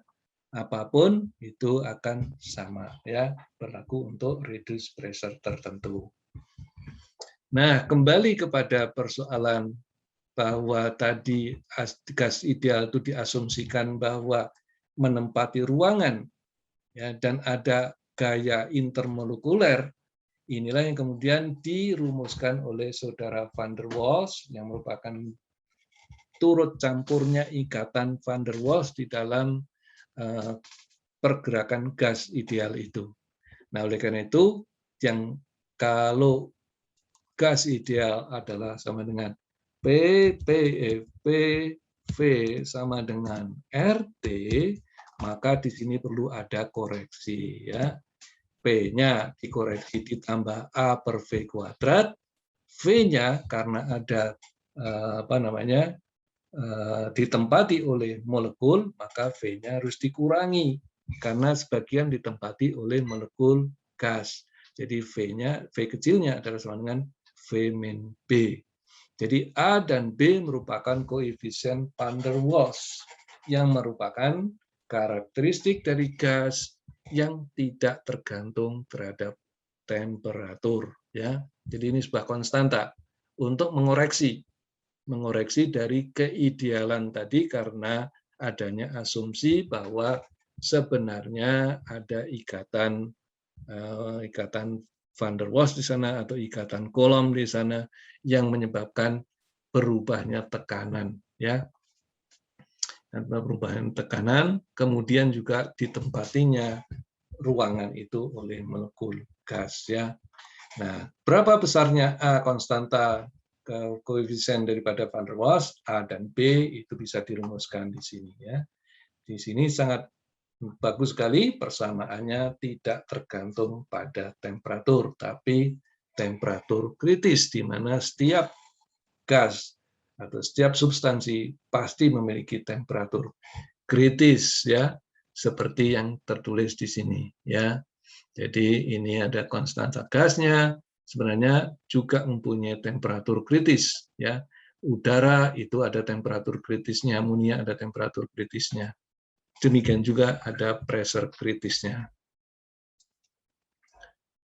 Oke, nah jadi ini dikasih contoh tadi, jadi reduce pressure atau reduce temperature yang merupakan, yang menunjukkan ketidakidealan daripada gas itu adalah merupakan besarnya temperatur terhadap referensi, yaitu temperatur kritis atau titik kritisnya, ya. Jadi reduce temperature kali critical temperature itu sama dengan temperatur yang diberikan, ya. Nah, ini sebagai contoh. Hitung volume spesifik nitrogen. Ya, hitung volume spesifik nitrogen pada suhu ruang ya sekitar 300 dan tekanan 8 megapascal. Nah, adik-adik bisa lihat di situ. Ya. Serta bandingkan hasilnya dengan tabel ya, di tabel ya, yaitu volume spesifik. Jadi ini mencari volume spesifiknya, suruh bandingkan bagaimana kalau menggunakan formulasi gas ideal, lalu formulasi gas non ideal, ya, dan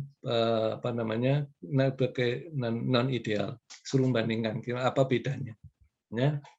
Kalau kita lihat ada sekalian di sini, ini kalau seandainya kita diminta untuk mencari katakanlah V-nya berapa.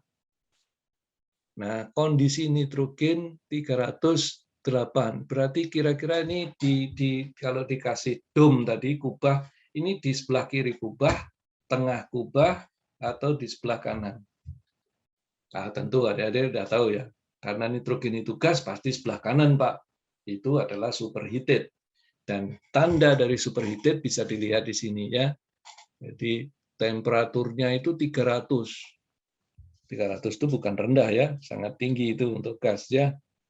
Lalu 8 megapascal tekanannya, nah, tinggal nanti lihat titik kritisnya berapa. Ya, R kritisnya berapa? Jadi kita lihat di sini. Katakan tadi nitrogen, ada nggak di sini? Oh, nggak ada. Saya terpotong ya. Titik kritisnya mestinya ada di A1, itu ada titik kritis ya. Di sini nggak saya ikutkan. Tidak ada. Ada bisa lihat ya di tabel A1, di sana ada titik kritis temperatur dan pressure, critical pressure, critical temperature. Nah, ini dari tabel A1 titik kritis daripada nitrogen diketahui. Tekanan kritisnya juga diketahui. R, nah ini R nitrogennya atau disebut nitrogen tadi 0,2 0,89 itu adalah untuk udara. Nah, ini untuk nitrogen adalah 0,2968 ya. Nah, karena ini bisa diketahui, maka reduce temperature-nya bisa kita hitung. Nah, karena titik reduce temperature-nya itu lebih besar dari titik kritisnya, berarti berada di mana?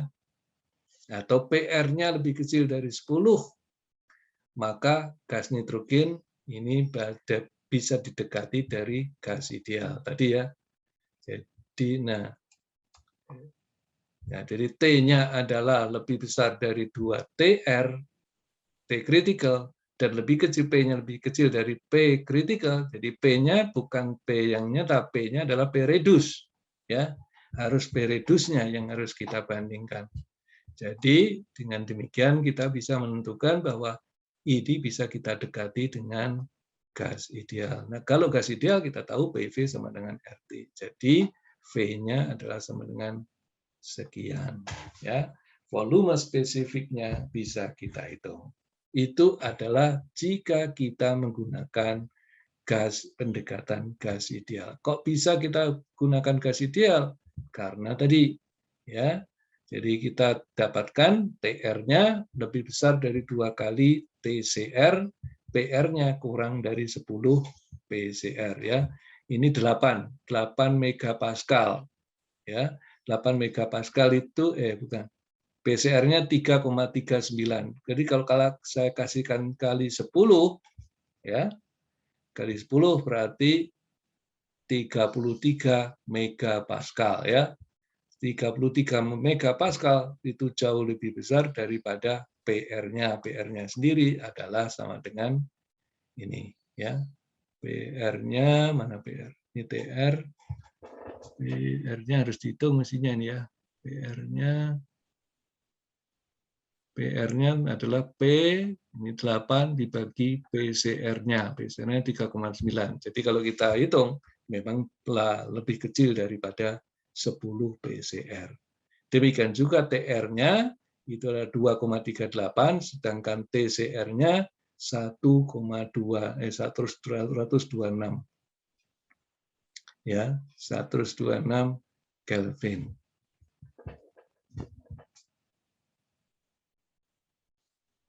Sebentar ini kok ada lebih besar dari 2 TCR.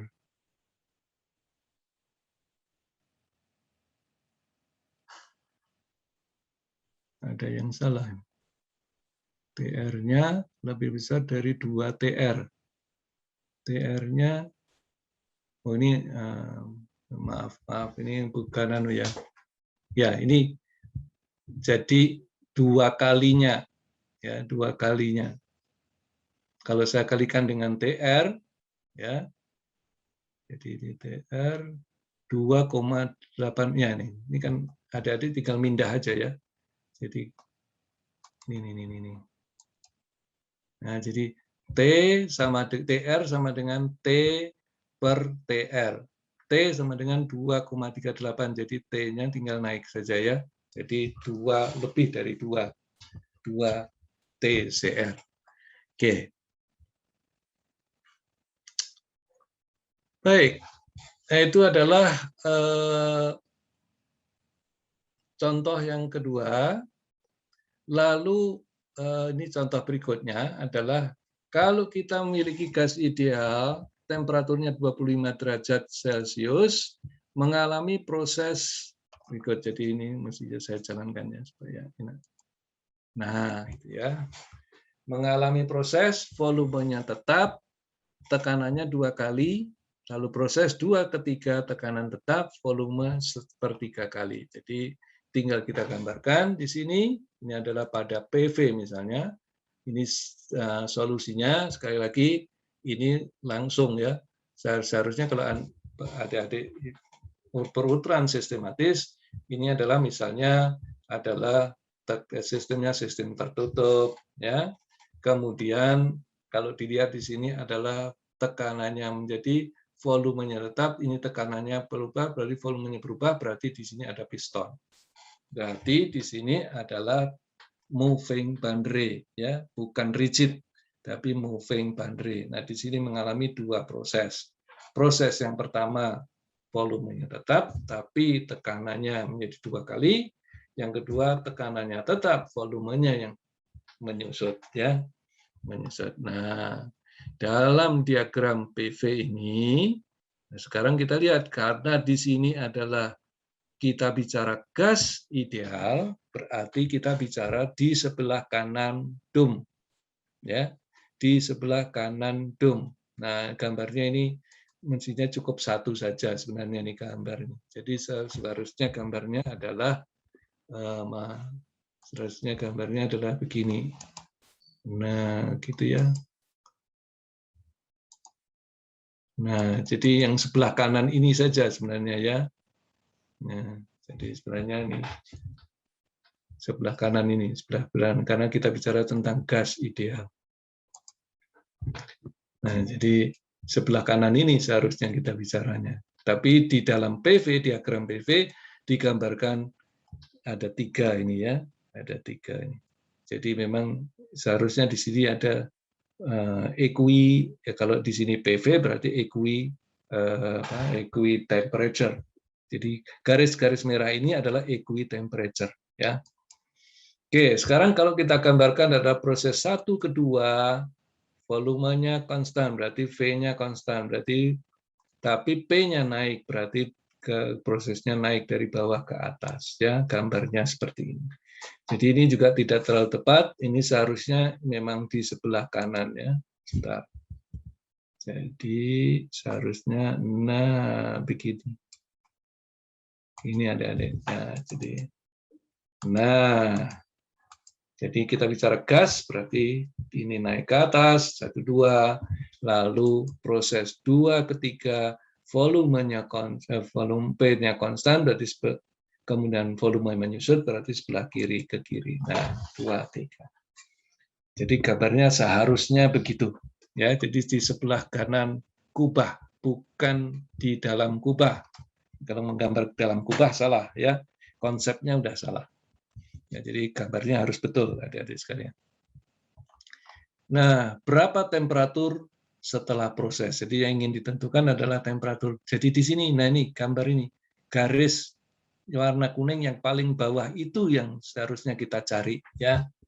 Ya, jadi garis yang paling bawah itu yang harus kita cari.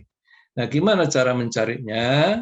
Nah, berarti di sini bisa dihitung dari relasi ini P3-nya sama dengan 2P1, ya, 2P1, V3-nya, karena kita ingin mencari temperatur akhir, berarti kita harus lihat keadaan akhir, yaitu tekanan pada keadaan akhir, volume dalam keadaan akhir, yaitu sama dengan sepertiganya. Nah, karena ini proses pada sistem tertutup, maka tidak akan kehilangan massa. Jadi massa pada proses pertama dengan akhir akan tetap sama. Karena kita menggunakan gas ideal, maka berlaku hukum begini, ya, PV per T, PV sama dengan RT, ya. Karena ini berlaku, sistemnya tertutup, maka tidak ada perubahan massa, tidak ada perubahan tidak ada perubahan massa, maka berlaku relasi P1V1 T1 sama dengan P3 bagi T3. Nah, sekarang bisa kita hitung T3-nya bisa kita dapatkan, ya. Nah, ini relasi sederhana. Contoh berikutnya adalah udara berada dalam ban mobil. Volumenya 0, atau sama dengan 15, ya. 15 cm, enggak lebih. Nah, ini dalam meter kubik, ya. Di dalam meter kubik, yaitu 0,015 meter kubik, temperaturnya 30 derajat, tekanannya 150 di ukuran, ya, di waktu diukur 150 kilopascal, itu gauge-nya.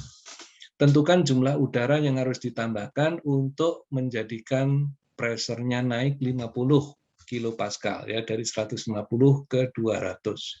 Itu berapa massa yang harus dimasukkan? Nah, tentu kita pakai asumsi bahwa tekanan atmosfer kita adalah 98 kilopascal, ya. Kenapa kok kita menggunakan atmosfer? Karena tekanan di dalam ban itu adalah merujuk pada referensi tekanan udara di luar ban, ya, karena di situ ada cerobong yang menghubungkan antara, jadi tekanannya di dalam ban itu menekan ke udara, ke luar, di mana di luar ban itu ada tekanan atmosfer. Nah, baru dari sana bisa dibandingkan, ya. Nah, ini sekali lagi sistematik. Jadi sistemnya apa? Nah, mestinya ini sistemnya adalah sistem tertutup, ya. Sistem tertutup, prosesnya adalah volume temperatur tetap, ya, tapi moving boundary, mungkin moving boundary, bukan moving boundary. Volumenya konstan. Propertinya adalah udara, kritikalnya kita tahu, ya. Karena tekanannya jauh lebih kecil, tadi tekanannya hanya berapa tadi? Tekanannya hanya 150 atau 200 kilopascal, padahal kritikalnya adalah megapascal, maka dia bisa dianggap gas ideal. Ini syaratnya tadi, bahwa P harus jauh lebih kecil dari tekanan kritisnya. Nah, maka itu berlaku. Maka di sini bisa berlaku PV kecil RT atau sama dengan PV besar MRT. Kita gunakan MRT karena yang kita tanyakan adalah M-nya. Tapi kalau ada tidak langsung ke sini juga boleh. Misalnya PV kecil sama dengan RT. Nanti V kecilnya itu sama dengan V besar dibagi M, ya, atau sama dengan M-nya sama dengan V besar dibagi V kecil. Nah, oke, jadi situ maka kita bisa menghitung menggunakan relasi gas ideal karena apa?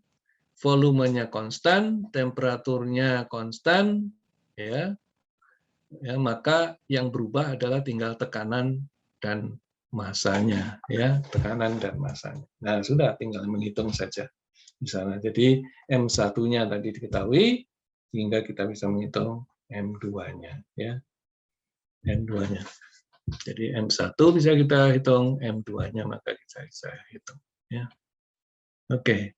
Sehingga kalau M2 bisa kita hitung, maka tambahan massa gas yang perlu dimasukkan dalam ban bisa kita hitung. Oke. Calor spesifik. Nah, mungkin dari sini mungkin ada yang ingin tanya, ada sekalian. Mudah-mudahan bisa adik-adik baca, ya, lebih dalam lagi, ya, dari contoh-contoh itu. Nanti akan kita berikan contoh-contoh yang lebih banyak lagi, ya, untuk mengcover seluruh persoalan yang terkait dengan gas ideal. Jadi adik-adik ini kita makin minggu ke depan, makin banyak materinya dan makin kompleks, ya. Jadi tolong diikuti dengan seksama, ya. Dengan ikuti sama. Mungkin nanti dalam beberapa minggu ke depan mungkin akan diberikan PR online, ya. Ya, cara menghitungnya ada bisa lihat di situ cara menghitungnya. Semuanya bisa dilihat menggunakan tabel atau menggunakan formula-formula yang sudah khusus, ya. Tapi tolong perhatikan penggunaan formulanya yang tepat, ya. Kayak tadi, ya. Kalau pakai gas non ideal jangan dianggap ideal, harus ada syaratnya, ya. Berlakunya gas ideal itu ada syaratnya. Baik, adik-adik sekalian, saya kira ini masih punya waktu, ya, 3 menit, 5 menit, ya. Saya ingin menyinggung terakhir saja, ini nanti akan kita lanjutkan hari Kamis, yaitu tentang calor spesifik. Ini juga sudah ada dipelajari, ya, di fisika dasar, apa itu calor spesifik, ya. Jadi ada volume spesifik, ada entalpi spesifik, ada massa, ada volume spesifik, ada entalpi, ada energi dalam spesifik, ada entropi spesifik. Nah, sekarang ada calor spesifik. Nah, calor spesifik itu tidak sama dengan ya, mirip tapi tidak sama dengan volume spesifik, ya. Kita tahu volume spesifik adalah volume per massa, ya. Volume per massa. Entalpi juga gitu, semuanya spesifik itu adalah per massa. Nah, di sini adalah juga sebenarnya per massa juga. Maksudnya apa? Kalau kita mempunyai substansi, Ya, tadi bisa substansi murni tadi ya, substansi murni. Kalau kemudian beratnya itu substansinya adalah 1 gram, ya bersama 1 gram. Lalu kemudian jadi beratnya 1 gram per 1 gram itu. Kalau kemudian saya berikan kalor, ya saya berikan kalor masuk, saya panaskan, berarti saya berikan kalor, ya saya panaskan, saya berikan kalor, ya sehingga kalor itu setelah masuk dalam substansi itu, kemudian temperatur substansi itu naik 1 derajat. Ya, ketika dia naik 1 derajat, berapa besarnya kalor yang digunakan untuk menaikkan temperatur 1 derajat terhadap massa yang beratnya 1 gram, itu yang disebut dengan kalor spesifik. Ya. Jadi kalau saya mempunyai tabung gas, ya di situ di dalamnya ada gas, lalu beratnya dari gas itu bisa ada ditimbang itu. Seperti kita beli botol gas yang untuk masak itu, yang kalau kita beli itu berdasarkan berat gas itu. Ya. Nah kalau kita mempunyai berat gasnya itu 1 gram, lalu kemudian nggak usah 1 gram, ya 5 gram juga boleh ya, 5 gram misalnya, kemudian saya panaskan, dan panasnya itu ternyata naik 1 derajat, dan kita bisa menghitung berapa besarnya kalor yang kita masukkan, maka kita bisa menghitung besarnya kalor spesifik adalah besarnya kalor yang Anda masukkan dibagi 5 gram. Katakanlah kalau beratnya tadi 5 gram. Ya. Jadi dengan demikian kalor spesifiknya adalah besarnya kalor per 1 satuan berat atau satuan gram. Ya, itu. Nah ini, jadi kalau 1 gram atau 1 kilogram, katakanlah ini substansinya adalah besi, ketika kita masukkan kalor, ya kalor sebesar 45 per 100 kilojoule, naik 1 derajat, maka berarti kalor spesifiknya adalah 0,45 kilojoule per gram, per kilogram, ya, per kilogram, atau 0,45 joule per gram. Contoh yang kedua, ini juga sama. Saya mempunyai udara 1 kilogram, naik 1 derajat memerlukan 4,18 kilojoule. Berarti energi yang diperlukan untuk menaikkan temperatur 1 derajat terhadap massa 1 satuan massa atau kilogram, 1 kilogram, 1 gram, maka itu disebut dengan kalor spesifik. Jadi kalor spesifiknya adalah ini. Kenapa? Karena 1 kilogram 1 derajat, 1 gram 1 derajat. Nah, itu disebut kalor spesifik. Jadi per gram, tapi ditambahin lagi, bukan hanya per gram, tapi per gram per derajat. Ya. Sedangkan kita kalau mengatakan volume spesifik, itu adalah volume per berat saja, tidak ada per temperaturnya. Ya, kalau ini adalah kalor spesifik, itu adalah per berat per temperatur. Oke, adik-adik sekalian, saya kira dari sini saya cukupkan, silakan untuk dibaca ya, ini seterusnya. Nanti akan kita terangkan maknanya ya. Mudah-mudahan nanti kita bisa mengerti bahan yang kita bicarakan ini, sampai terakhir kita akan mendapatkan bahwa yang selama ini kita bicara tentang kalor spesifik, ya, kalor spesifik itu umumnya konstan. Nah, nanti akan kita dapatkan ternyata tidak konstan ya. Ada yang konstan, ada yang tidak konstan. Ya, baik, ini penting sekali karena dari sini nanti akan kita gunakan. Mengapa kita menggunakan kalor spesifik? Karena substansi yang kita bicarakan, substansi murni yang kita bicarakan itu berada di dalam sebuah sistem. Padahal sebuah sistem itu akan berubah kalau kemasukan kalor, kemasukan kerja. Nanti akan kita bicarakan di bab berikutnya. Ya, jadi perubahan perilaku, perubahan keadaan sebuah sistem itu adalah kalau ada pemasukan kalor dan kerja. Baik, saya kira saya cukupkan sampai di sini, adik-adik sekalian. Mungkin sebelum saya tutup, ada pertanyaan? Nanti kan kita lanjutkan hari Kamis, ya. Ada? Cukup? Ada nih hadir atau enggak nih ya? Kok enggak ada jawaban? Hadir, Pak. Hadir ya. Oke, baik. Jadi ada yang ingin tanyakan sebelum saya tutup?